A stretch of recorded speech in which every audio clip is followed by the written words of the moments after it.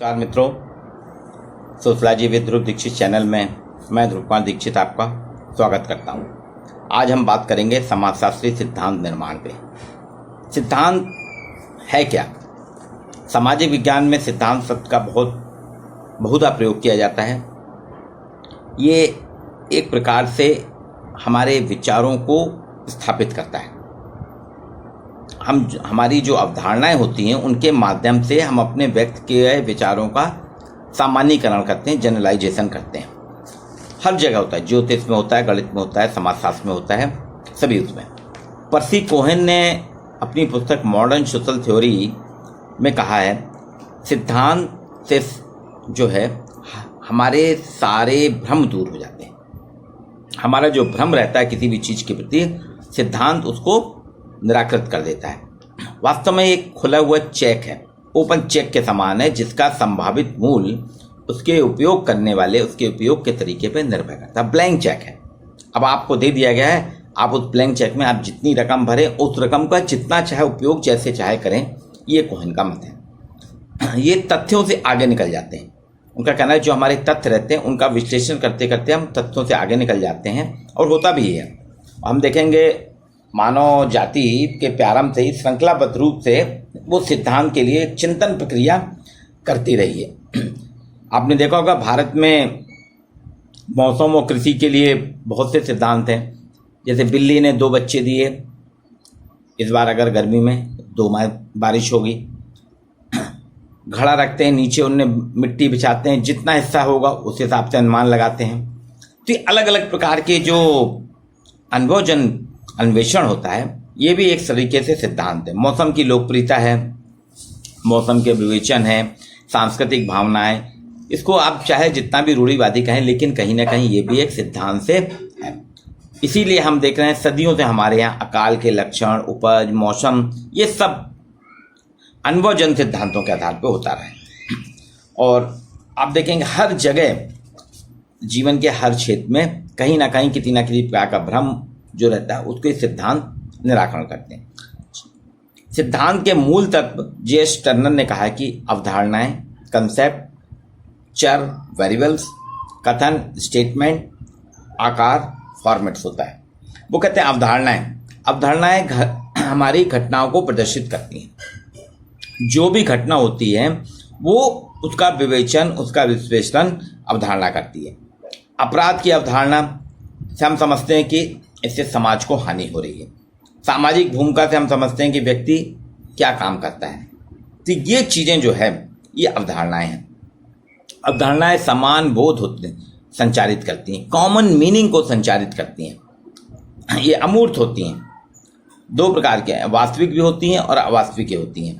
अब चर क्या है? चर ये भी एक प्रकार की अवधारणा है। ये तथ्य स्पष्ट करती है, घटनाओं का नामकरण करती है, घटनाओं के अंशों में अंतर प्रकट करती है। जैसे 5 से 10 वर्ष के बालक, 2 चर हो गए, एक 5 वर्ष का हो गया, एक 10 वर्ष का हो गया।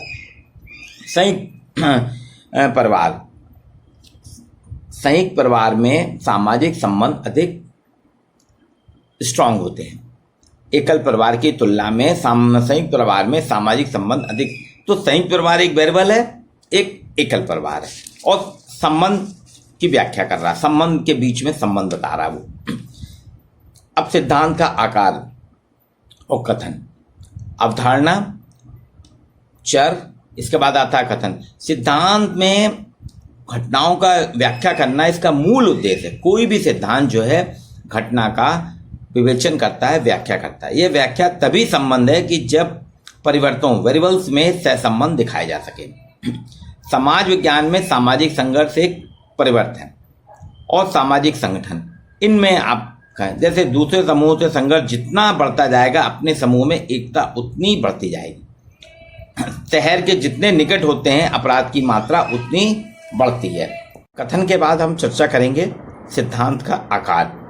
सिद्धांत को व्यवस्थित रूप से संगठित करना ही उसका आकार कहलाता है। शेप देना, सिद्धांत को शेप देना सूक्ष्म और अमूर्त अवधारणाओं पर आधारित होता है। इनकी एक श्रृंखला बनती है और इस श्रृंखला के आधार पर जो तार्किक व्याख्या होती है, जिसमें कार्य कारण स्पष्ट होता है, ये उसका कहलाता है आकार। सिद्धांत वास्तव में क्या है, तत्वों के संबंध में पूर्ण जानकारी प्राप्त करके स्वाभाविक रूप से इन्हीं तत्वों से जब कुछ निष्कर्ष निकालते हैं, ये सिद्धांत कहलाते हैं। समाजशास्त्री टालकट पार्सन्स कहते हैं, सिद्धांत कुछ ज्ञात तथ्यों पर आधारित सामान्यीकरण से बनता है। जो ज्ञात तथ्य हैं उनसे आधारित सामान्यीकरण से बनता है। इसमें ज्ञात तथ्य समूह का औचित्य, यानी जो नोन बॉडी ऑफ फैक्ट्स है, नोन बॉडी ऑफ फैक्ट्स का औचित्य कौन कौन से कथनों, सामान्य कथनों से करते हैं, ये देखा जाता है। जब सिद्धांत की सृष्टि हो जाती है तो उस पर आधारित हम अनेक सामान्य कथन जो जनरल स्टेटमेंट हैं होते हैं उनको देखते हैं। यहाँ पे क्या है कि रॉबर्ट मल्टन ने भी कहा है, केवल उसी स्थिति में जब अवधारणाएं योजनाबद्ध रूप से अंतः संबंधित हो जाती हैं तब सिद्धांत का उदय प्रारंभ होता है। ये अलग अलग प्रकार से कहा गया है। बहुत से विद्वानों ने इसकी अलग अलग परिभाषाएं दी हैं और इस आधार पे हम देखते हैं कि सिद्धांत वास्तव में क्या है, भली भांति सोच विचार कर स्थिर किया हुआ मत या निर्णय। प्रधान लक्ष्य, जिसमें प्रधान लक्ष्य मुख्य उद्देश्य होता है, यानी हर सिद्धांत का कोई लक्ष्य होता है, एम होता है, मुख्य उद्देश्य होता है और ये पूर्व पक्ष के खंडन के उपरांत स्थिर हो जाता है।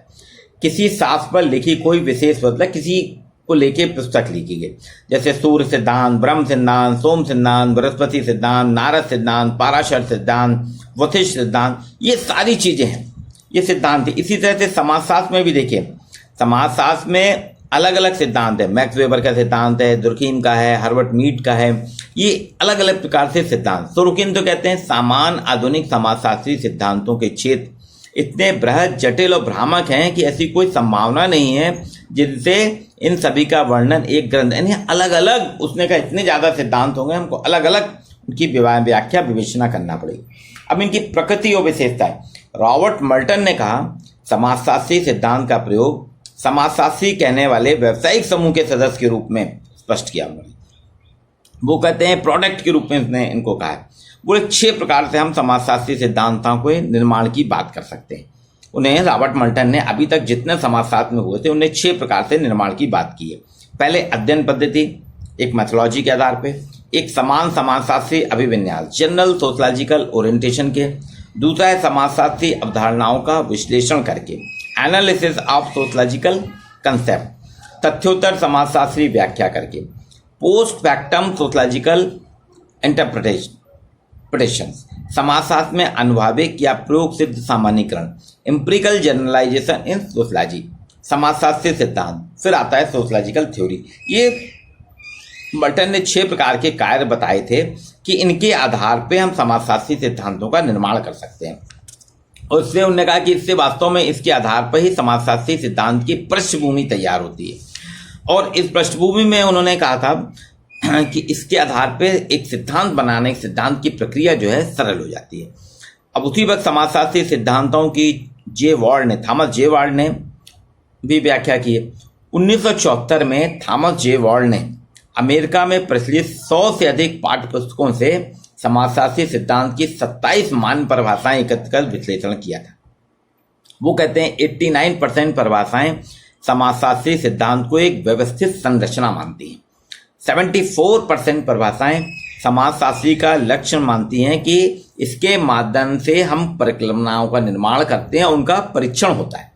70% परिभाषाएं कहती हैं समाजशास्त्री सिद्धांत में अवधारणाओं के बीच में तार्किक संबंध होना चाहिए। 59% में कहा गया है कि प्रस्थापनाओं के आधार पर समाजशास्त्री जो सोशलॉजिकल थ्योरीज है उसको हम परिभाषित कर सकते हैं। 19% परिभाषाएं कहती हैं समाजशास्त्री सिद्धांत को लॉ और जनरलाइजेशन के रूप में मान्यता मिलती है। ये उन्हें अलग अलग दिए थे। मल्टन ने भी कहा कि हमको पद्धति शास्त्र, general sociological orientation, analysis of sociological orientation, इन पे ध्यान देना चाहिए। परंतु ये सारी चीजें जो हैं मल्टन ने जब विवेचित करी है तो वो कहते हैं समाजशास्त्री सिद्धांत तार्किक रूप में अंतः संबंधित ऐसे प्रस्तावों, प्रिपोजिशन के समूह को कहते हैं जिनसे कि अनुभव जन्यात्मक समानताओं, एम्पिरिकल यूनिफॉर्मिटीज को निकाला जा सके। ये समाजशास्त्री सिद्धांत के आधार पर मल्टन की थ्योरी थी। अब हम जब यहाँ पर बात हैं समाजशास्त्री सिद्धांत है क्या, समाजशास्त्री सिद्धांत के लिए टीमरसेफ ने कहा है प्रत्येक अनुभविक विज्ञान की बुनियाद होती है। समाजशास्त्री सिद्धांत क्या है, प्रत्येक अनुभविक जो विज्ञान है उसकी ये बुनियाद है। इसके माध्यम से हम जो घटना घट रही है जिस परिस्थिति में, उसका निरीक्षण करके उसका विश्लेषण करते हैं। तो इसमें सिद्धांत क्या है? प्रस्तावनाओं, जो हमारे प्रीपोजिशंस हैं उनका एक समुच्चय है, ग्रुप है, जो वैचारिक दृष्टि से प्रस्तावनाओं को अवधारणाओं के रूप में व्यक्त करता है। उनका संबंध प्रस्तावनाओं को एक दूसरे के साथ संबंधित बताता है और इस प्रकार से प्रस्तावनाएं होनी चाहिए जिसके माध्यम से हम विद्यमान सामान्यीकरण को निगमनात्मक अर्थ निकाल सकते हैं। ये प्रस्तावनाएं लाभकारी होना चाहिए जिससे कि उपयोगी निरीक्षण और सामान्यीकरण के निर्माण के मार्ग प्रशस्त हों। अब इस आधार पे आप देखिए समाजशास्त्रीय सिद्धांत के अंतर्गत वास्तव में क्या कहा गया है। समाजशास्त्रीय सिद्धांतों को वैज्ञानिकता, समाजशास्त्र को वैज्ञानिकता प्रदान की कितने? समाजशास्त्रीय सिद्धांत में। इसके लिए कुछ उपागम होते हैं, अप्रोचेस अपनाई गई हैं। जिन उपागम के आधार पर समाजशास्त्र में सिद्धांत निर्माण अभी तक हुए हैं, इनका क्या है? उपागम को देखिए एक परिपेक्ष के रूप में, समाजशास्त्रीय परिपेक्ष में हम देखते हैं कि अलग अलग समाजशास्त्रियों के अलग अलग उपागम हैं। एक उपागम है आपका उद्विकासी उपागम।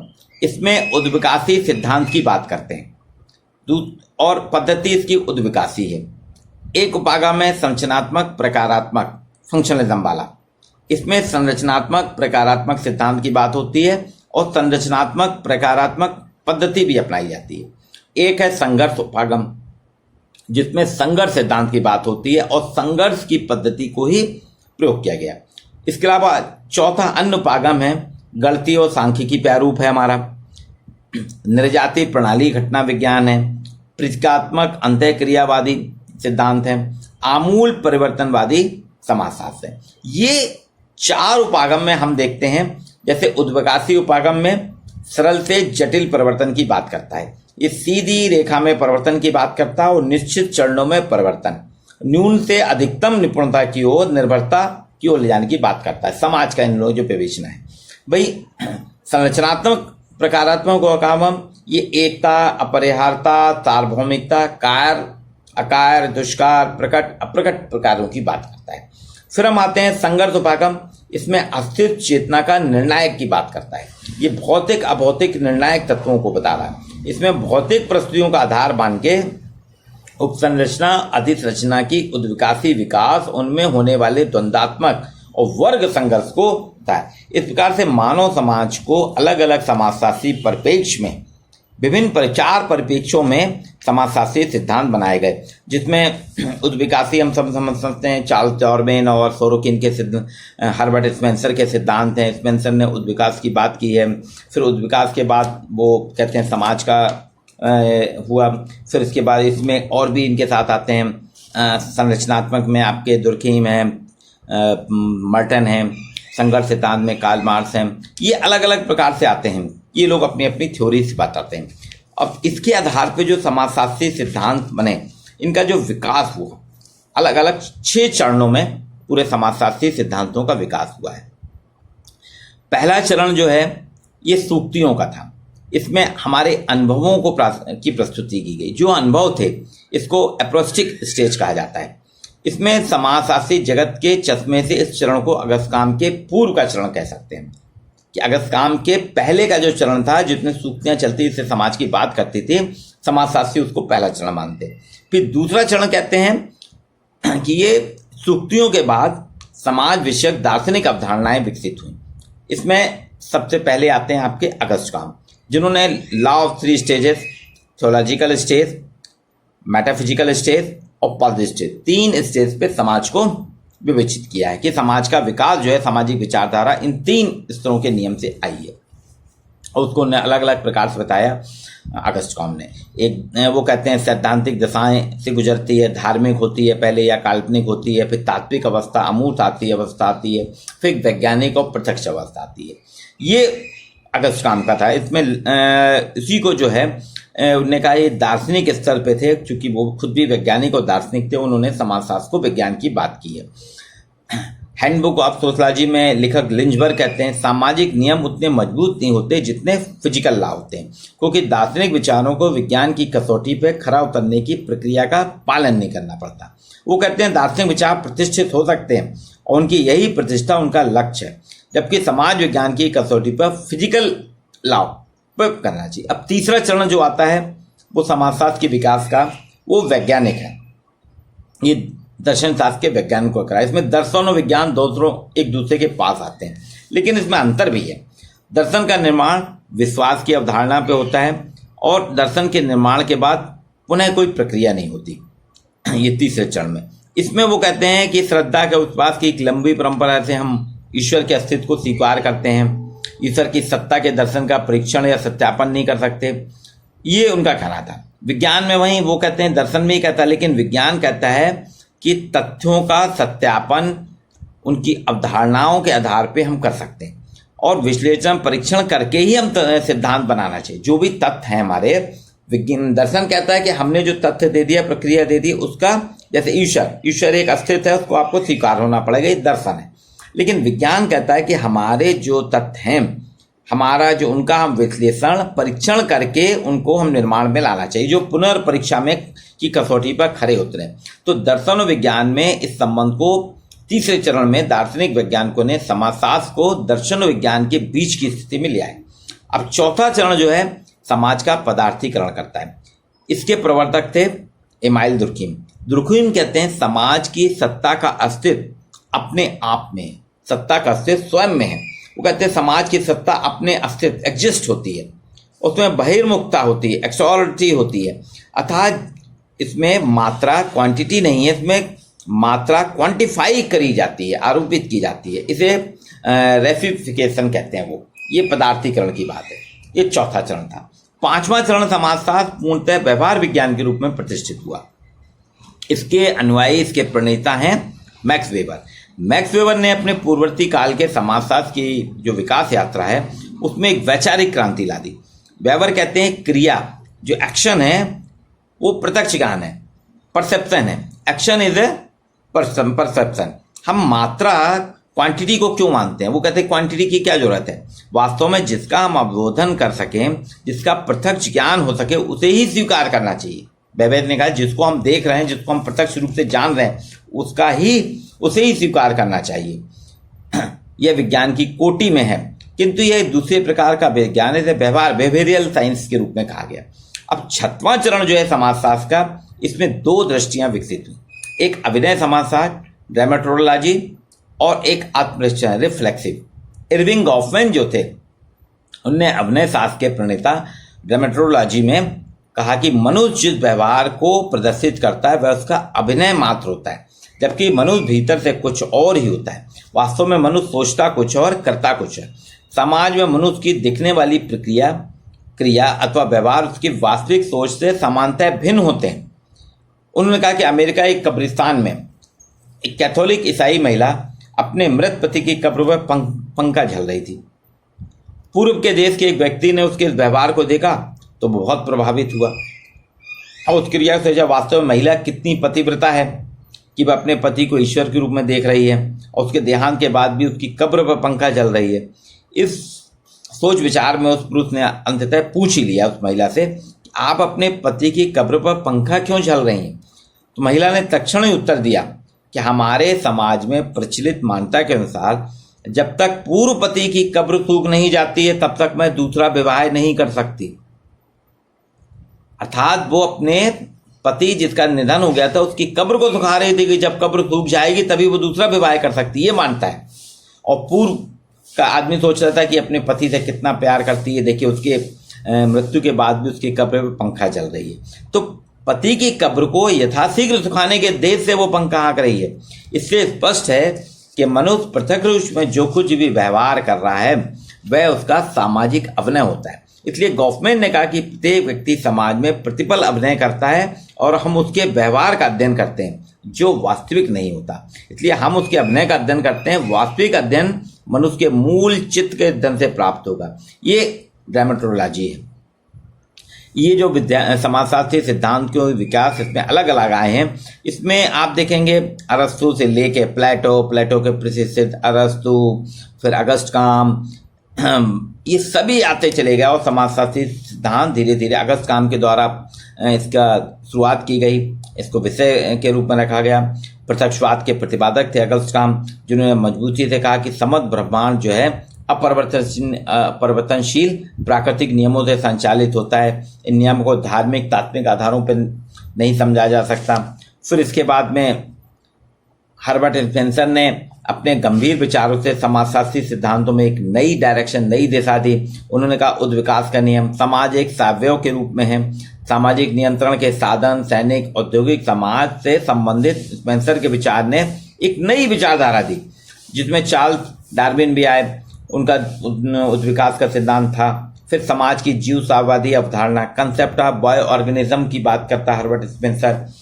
इसके बाद आते हैं, आप देखें वॉर्ड ने स्पेंसर के सिद्धांतों की आलोचनात्मक व्याख्या करके उसको आंतरिक रूप से स्वीकार किया, और वॉर्ड ने का संरचनात्मक क्रिएटिव सिंथेसिस की बात करके विमेन सिंथेसिस पर उन्हें बल दिया, और वॉर्ड ने स्त्री गुण सूत्र के सिद्धांत की बात करता है।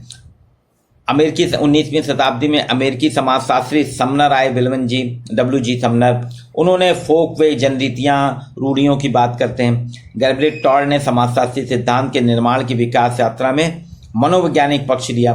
दुर्खीम का पदार्पण होता है, जो कि तथ्यों की बात करते हैं। दुर्खीम ने कहा समाजशास्त्र में समविभाजन का सिद्धांत हो, आत्महत्या का सिद्धांत हो, ये सारे सिद्धांत उन्होंने तथ्यों के आधार पर प्रकी। फिर कार्ल मार्क्स आते हैं। कार्ल मार्क्स ने द्वंद्वात्मक भौतिकवाद का सिद्धांत, वो कहते हैं द्वंद्व होता है, द्वंद्व से एक नया सिद्धांत बनता है। वाद प्रतिवाद और संवाद, ये 3 प्रकार से। फिर उसी में उन्होंने अतिरिक्त मूल का सिद्धांत और वर्ग संघर्ष का सिद्धांत, ये सारे सिद्धांत। इसी क्रम में इसके बाद आते हैं चार्ल्स कूले। आप देखिए चार्ल्स कूले ने सामाजिक मनोवैज्ञानिक सिद्धांत की शुरुआत की। उनकी human nature and social order, social organisation, social process प्रमुख किताबें हैं, जिनमें उन्होंने थ्योरी ऑफ सोशलाइजेशन, सामाजिकरण के सिद्धांत, और उसी से उन्होंने प्राइमरी ग्रुप, प्राथमिक समूह की बात की थी, और स्वयं का आईना, लुकिंग ग्लास सेल्फ की बात की थी। प्राथमिक समूह आज जो कोरोना काल में बहुत प्रभावित हो रहे हैं, इसकी बात कूले ने 1904 में की थी। थॉस्टिन बैबलन आते हैं, the theory of leisure class, उसमें उन्होंने विलासी वर्ग के चरित्र का वर्णन किया। वो कहते हैं शिल्प, अन्य सिद्धांतों में शिल्प कौशल की मूल प्रवृत्ति का सिद्धांत, theory of the instant of workmanship की बात की। ये सामाजिक परिवर्तन के सिद्धांत भी उसने बैबलन ने रखे। प्लेटो ने विकास यात्रा को और गति दी। वो कहते हैं तार्किक प्रयोगात्मक, लॉजिकल एक्सपेरिमेंटल सोशलॉजी की बात करते हैं। Concept of the circulation of light सुनने एक थ्योरी दी, अभिजात वर्ग के परिभ्रमण की अवधारणा। इसी क्रम में मैक्स वेबर जो हैं, उन्होंने आदर्श प्रारूप की धारणा रखी, सत्ता की अवधारणा रखी और नौकरशाही का सिद्धांत प्रस्तुत किया। ये कुछ, इसके साथ साथ हम आगे बढ़ते हैं तो प्रिट्रिम सोरिगन के आते हैं। समाजशास्त्री सिद्धांत में उन्होंने एक नई जान फूकी। उन्होंने सोशल कल्चर डायनेमिक्स की बात करते हैं, सामाजिक परिवर्तन को एक नूतन ढंग से दिया। वो कहते हैं संस्कृति के बुनियादी स्वरूपों में जो उतार चढ़ाव, फ्लक्चुएशन होता है, वो सामाजिक परिवर्तन के लिए जिम्मेदार है। द सोशलिज्म ऑफ रेवोल्यूशन 1925 में उनकी एक प्रमुख किताब है। पाल्टन ने स्ट्रक्चर ऑफ सोशल एक्शन की बात करता है। पाल्टन कहता है कि साध और साधन, मीन्स एंड स्कीम पे उन्होंने सिद्धांत को प्रस्तुत किया, और ऐसे इन सोशलॉजिकल थ्योरी में उनकी किताब है, और द सोशल सिस्टम, उसमें सामाजिक क्रिया व्यवस्था को विवेचित करते हैं। पार्सन के बाद आप रॉबर्ट मल्टन ने मिडिल रेंज थ्योरी, वो कहते हैं कि अध्ययन पद्धति जो प्रचलित है, बृहद और विस्तृत दृष्टि और लघु, इनके बीच की एक होना चाहिए मध्य अभी मिडिल रेंज थ्योरी। और मल्टन ने साइंस, टेक्नोलॉजी और society, social theory and social structure, sociology of science, ये कुछ किताबें लिख के उन्होंने प्रकारात्मकता की बात की है। ये हम देखते हैं इस प्रकार से विवेचनात्मक क्रिटिकल थ्योरीज, ये जितना भी है। और फिर हमारे पास एक लंबी आ रही है, इसमें मीट का स्व का सिद्धांत आता है, हर्सेल जॉर्ज अल्फ्रेड शुट का फिनोमेनोलॉजिकल सोशलॉजी आती है, गारफिंकल की एथनोमेथोलॉजी आती है, पियरो बोर्दियो का सांस्कृतिक संघर्ष सिद्धांत है, पीटर ब्लॉक के संरचनावाद की बात है, और रेडिकल अतिवादी समाजशास्त्र भी आता है, जिसमें रेडिकल समाजशास्त्री में एडविन एल्विन गुल्डनर हैं, डेविड कॉलफैक्स हैं, जैक रोच हैं, लिंडनफेल्ड हैं, जिन्होंने समाज की अलग अलग प्रकार से, उनका विद्या आंदोलन है यथा स्थिति के विरोध में, उनका कहते हैं वर्तमान समाज का हमें पुनर्निर्माण करना होगा। ये एक समाजशास्त्री सिद्धांत जो है ये उत्तर संरचनावाद और उत्तर आधुनिकता की भी चर्चा होने लगी है। तो अलग अलग प्रकार से हम देखते हैं ये पूरे समाजशास्त्री सिद्धांत निर्माण के जो अलग अलग, जो आपसे मैंने 4 उपागम बताए हैं, उन उपागम के आधार पर समाजशास्त्री निर्माण का विकास की एक प्रक्रिया है, जिसमें मैथोलॉजी की बात होगी, अभिगम और प्रत्यक्षवाद की बात होती है, अभिगम जो है हमारे अभिगम और सिद्धांत की बात आती है, स्वेच्छावाद की बात आती है, आदर्शवाद की बात है, परपेक्ष, अप्रोच एंड परपेक्ष, इन सभी आधारों पे समाजशास्त्र के अलग अलग सिद्धांत बनते हैं, जो सिद्धांत अगस्त काम से लेके अभी तक हमारे पास लगातार आते जा रहे हैं।